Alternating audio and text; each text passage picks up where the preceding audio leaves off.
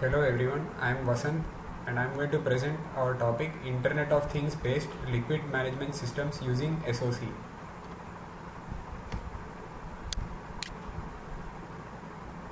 Our liquid management system implementation will follow 5 simple steps.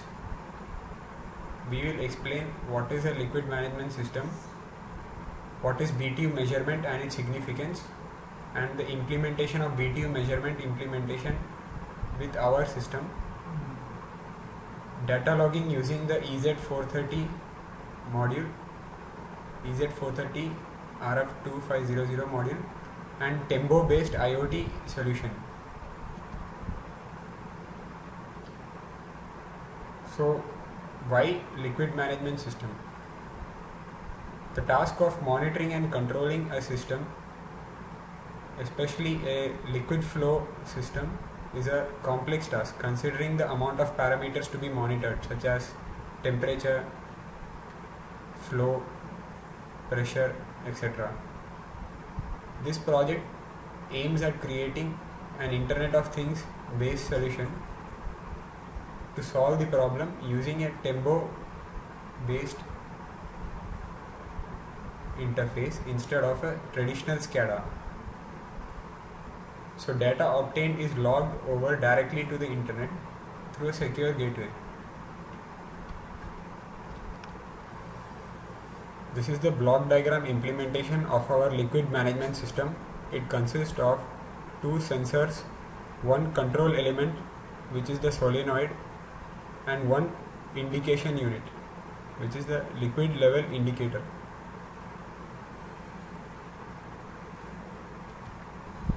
What is BTU? A BTU is the amount of heat required to increase the temperature of a pint of water which weighs exactly 16 ounces by 1 degree Fahrenheit. BTUs are measurements of energy consumption, British thermal unit. Now, what is the significance of BTU? BTU is an essential part of a building management system in a green building. A green building's ratings are actually determined by the BTU measurements. HVAC systems efficiency can be graded using the BTU it generates. Waste heat recovery units can also be built around the liquid management system using BTU measurement. BTU measurement principle is simple. The difference in temperature between the supply line and the return line and the product of the difference with the flow rate into a liquid constant gives the number of BTU generated by the system. So our liquid management system will attempt to exploit this feature in order to obtain an accurate BTU measurement. So this is the BTU relation with temperature and flow. For water, it's flow rate into the temperature leaving the LMS minus the temperature entering the LMS into the liquid constant. That's fine.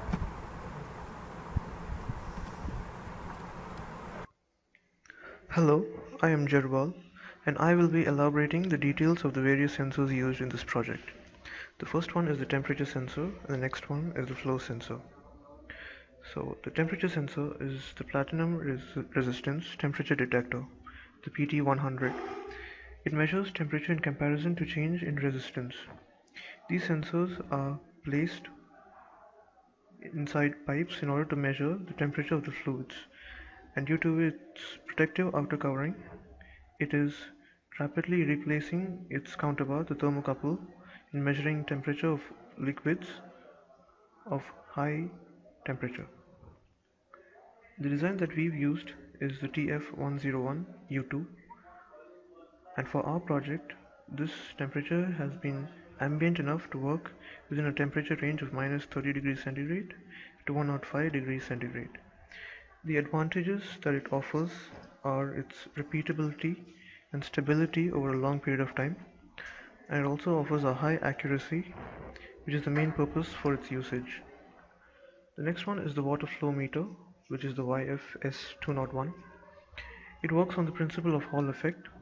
Its working voltage that we've observed using the MSP 430 is 3.5 volts to 18 volts DC, and the rate of flow is 1 to 30 liters per minute,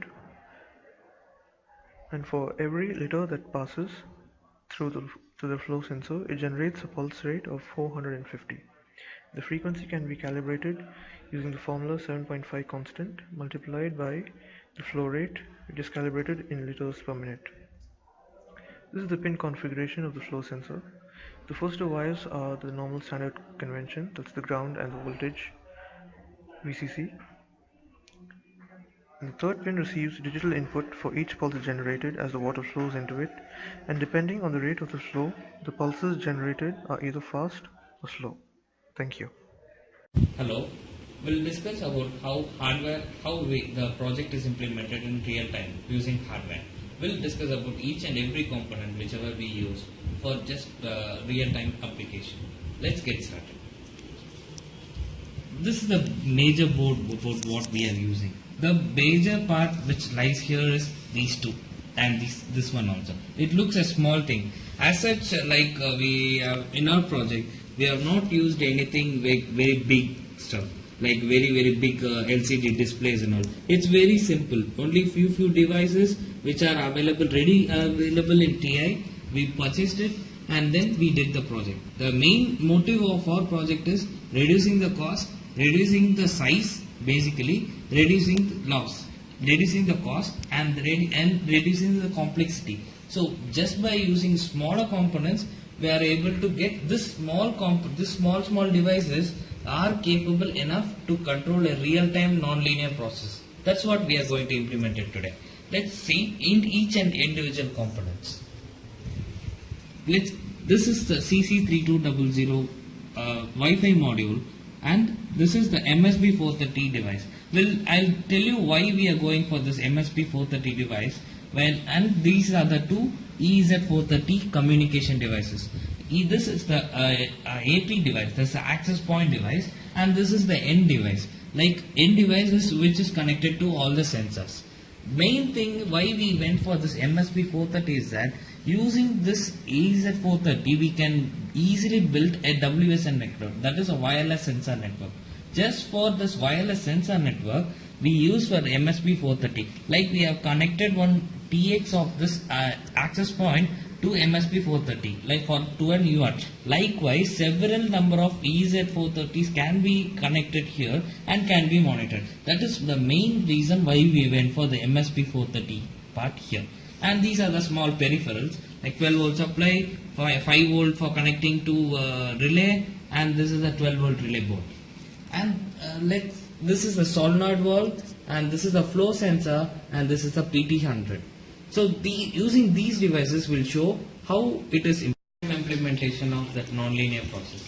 If you see this, there is a water inlet here, and from this solenoid valve is switched on now. And flow sensor and PT100 will measure the flow and the temperature respectively. Here what we have done is that we have hard-coded the value. The flow sensor should allow only 20 liters. That's a huge liter, but as such for demonstration we have done it like flow sensor should allow 20 liters. So what happens is that 20 liters it will count for each and every input. It will give a output pulse. So based on the pulses we'll be calculating the flow. So as it reaches the 20 liters, it will switch off the solenoid valve. And these data, the flow sensor data, solenoid valve is controlled using relay, PT100, and there is a level sensor also here. So this level sensor also is loaded into XCTU. If you see this system here, we have seen the sensor 1, sensor 2, sensor 3 values. Start. Now if you see, the hard-coded value whichever we give it has reached. So what happens is that the solenoid valve switches off and flow sensor and PT100 values are just displayed in XCTU. If you see, the outlet is just only few droplets are there. That is because of the flow sensor. It will not immediately switch off, so it will take some time for the remaining liquid to flow out. So flow sensor PT100 values will send out this data. If you see the sensor values as such, what happens is that sensor values as such, if their values are coming, then it will be varying. Now since the no value is there, it is just showing the 5 volt, that is 1023. How we have coded is that it is like it is ADC value. We have transformed these values whichever are shown are this ADC values. The 1023 belongs to 3.3 volts. So how we have done is that as the voltage comes in, this value reduces. So that's why the previous XCTU terminal we saw some 500, 600 and all. And these values, how we are going to do it in IoT. That is the main topic of the Tembo is like an API environment. Even if you don't know about API environment, Texas Instruments provides a versatile development platform called Tembo. So using Tembo, you can directly monitor the device, monitor the data, or you can control it, or you can do several things using Tembo. And this is an energy code for that. So using CC3200, we have created a Google username and a password and the spreadsheet title also. Here in this title, we have given the raw data as device and value. How much is the device and how much is the value we are getting in the real time scenario. And remaining all are just inbuilt functions. The Tembo values, whichever I was telling about the logging part, like in the Energia code, these logs I have already made a document and downloaded it from the Google Docs. So if you see the same thing, whichever we got in the XCTU, sensor 1, sensor 2, sensor 3, the same way it is getting all this data. I told you about the 657, 789. As such, if the node data is coming, it is 1023. As the input comes in, this value reduces. So based on these values, we can calibrate it. These values can be taken using any software and be used for creating a GUI also. So it is a multi-purpose data logging.